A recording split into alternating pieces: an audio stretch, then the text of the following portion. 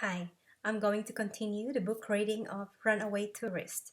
It's a part of Chapter 5, Scummer's Avenue, from my memoir, Landscapes of a Heart, Whispers of a Soul. Tricia, in a tourist point of view, that's true. But the longer you live in this country, you'll discover their mentality and their system, and you'll realize what is better or not. Lara thought of many beautiful things as well as the negative gravity of worse circumstances she and her daughters have gone through. Ah, you see, you've been here for more than 10 years now. You did it on your own, so you like it here. Tricia smiled at her.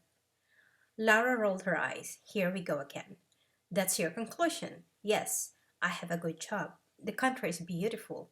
But wait until you discover the sicker side of the system, the people's mentality that pricks you as a migrant, even if you've been here for more than 20 years.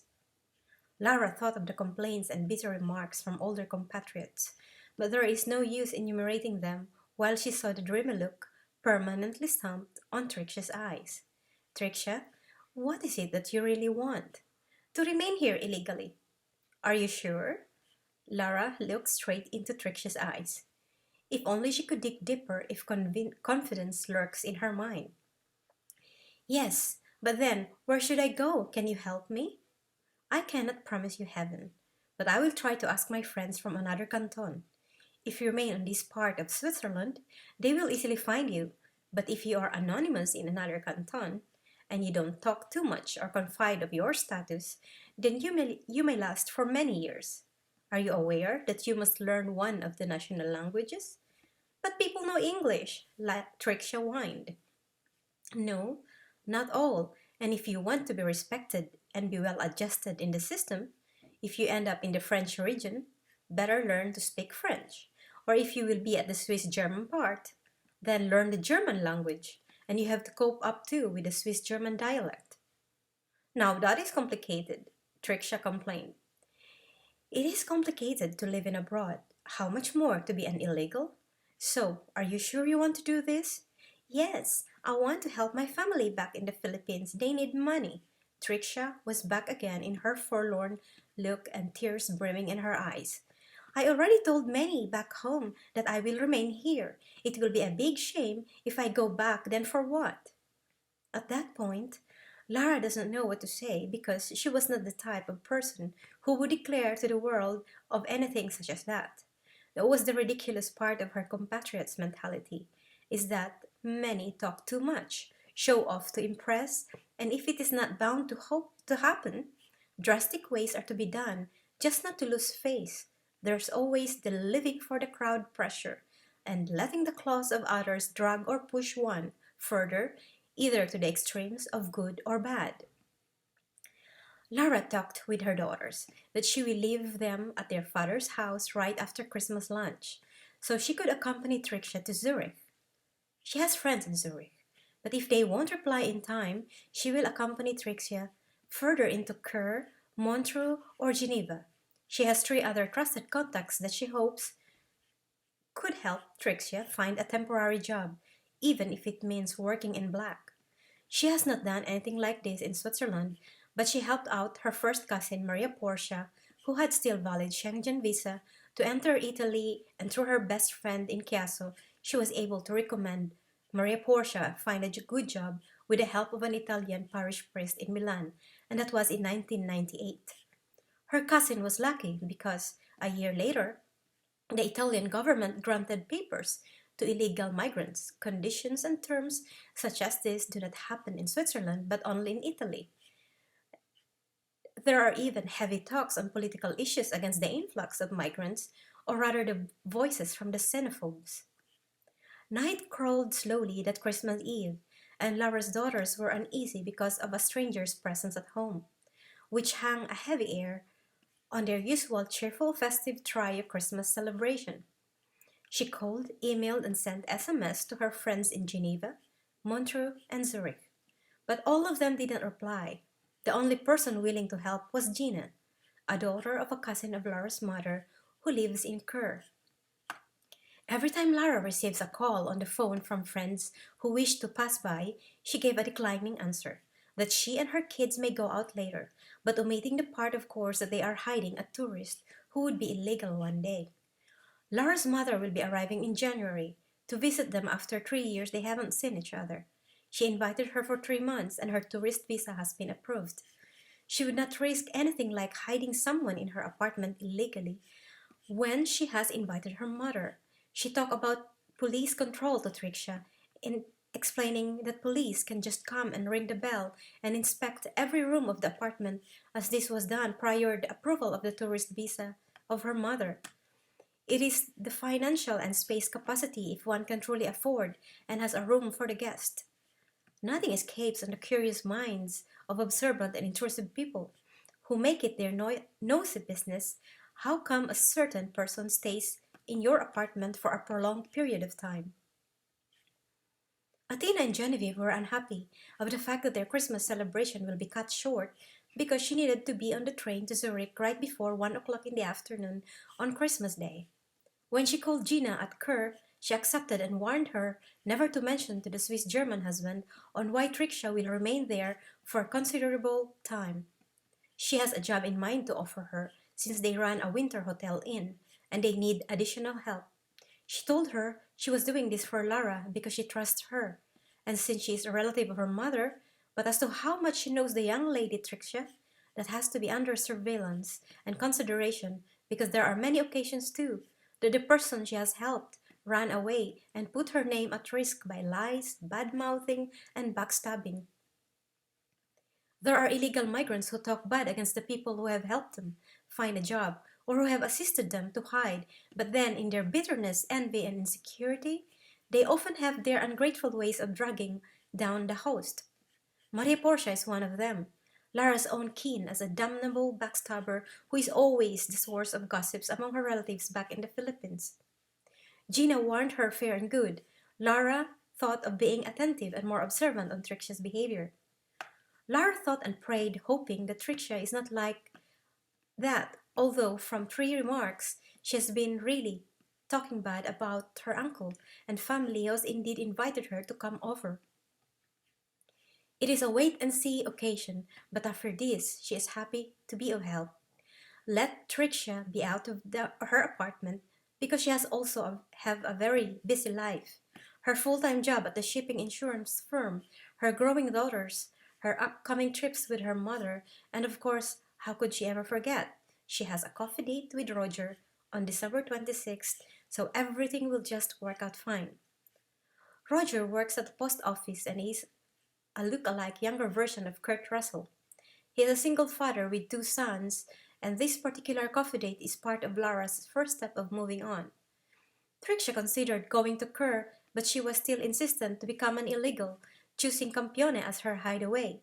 Around 6 o'clock in the evening, Tricia repeated for more than 10 times, asking to accompany her to Lugano and show her to how to go to Campione d'Italia. Campione is a municipality in Italy occupying an enclave within the Swiss canton of Ticino and has the economic and administrative integration of Switzerland. Lara heard from some of her compatriots who live there are illegal. She does not particularly care if they are illegal or not because most of them are trying to live a humble life of a hard work, and what she heard, only the ones with envy and crab mentality. Vengeful minds are the ones who denounce another compatriot when they have their worst differences. She knew of familiar faces that live in Campione, but so far they are sympathetic ones. To push Trixie to befriend one of them is like courting a disaster, because she does not know how Trixie can hold her tongue or how she could thrive to keep her status invisible as a future illegal migrant if and then her family sponsor lives in Sorengo, just a half-hour drives away. The only solution is for Trixie to move into another canton where she can anonymously have a job without being spotted as a tourist in hiding. Trixie's insistence made Lara tip her girls to wait for them while she accompanies the desperate compatriot to the bus going to Campione. There has been the eighth phone call of the day, and this time it was from Leticia, the wife of Trixie's uncle, and desperately looking for her. Lara assured her, "I'll do my best to help her when she comes my way." Lara hates to lie, Also, she could say is still in between truth and quasi close to reality, but without giving in the insistent tear-eyed Tricia. They went to Lugano. She showed her the bus stop near the big fountain in Lungo Lago Avenue and waited if they could meet by chance some Filipinos who live in Campione d'Italia. Unfortunately, there was no one. She was happy because for sure Tricia would insist to seek refuge on any Filipino living in Campione that very night. It was a very cold evening. A cup of hot chocolate at Vanini restaurant was a relief prior to returning to Lara's apartment. Tricia begged her again to find a way to put her into the next bus to Campione. You can stay with me for tonight, and we'll see tomorrow where it's best for you to go. For now, you're safe with me. I won't let you go around in desperation on solving your issues on Christmas Eve in this freezing weather. Finish your hot chocolate, Rickshaw, and we go. Prior leaving the restaurant, Lara gave 5 Swiss francs tip. Tricksha remarked, That's a big tip. How much is your income? Tricksha, my income is small, but it's Christmas. That lady there has 3 kids. And she's a migrant too, but at least she is legal. That's the good part. You're not hiding when you have papers, and you can live the day with a smile and feel at ease without your spirit and fears often on the run. She has to hit home when making remarks with Tricia. At times, she becomes exasperated with her views, but then she is still young, a little bit naive, and can be also catty on trivial matters, which was none of her business. From this experience, she realized that all kinds of masks are defense mechanism. People have their personal motives private to anyone, but honesty is always the best policy. Because even if the truth is buried, it shall grow and bear fruit. The truth always resurfaces, if not now, later. That night, Lara packed her new scarf and an elegant coat in a box and a small present for Tricia. She's done with Christmas shopping for her daughters some weeks ago, and neither the last minute roaming around the shop just to find a gift for Tricia would mean catching attention on whom she was seen in the department stores or boutiques. Genevieve and Athena murmured to her that it could have been more relaxed and funnier if the lady was not there. Her daughters felt awkward being with a stranger on Christmas Eve. Lara explained to them, Maybe I could help her find a job in Kerr at Genus. Try to understand that it is her way and it's her first year away from the Philippines and she must also miss her family. Lara observed Tricia, who ate homemade lasagna quietly.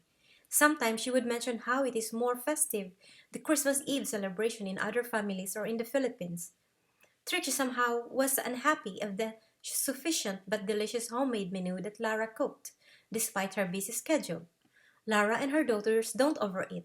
She loves to cook special dish, and not the usual way Filipinos do it in a grander way of many choices in the dining table, forcing oneself to eat more and put on additional unwanted weight, and the extra food may also go to waste. Tricia, I'm sorry. As you see, we may have few in our table, but it's homemade and served just right, not for overeating. The other family in Gentilino has a party tonight. She has many goodies, and she said they do that every Christmas Eve.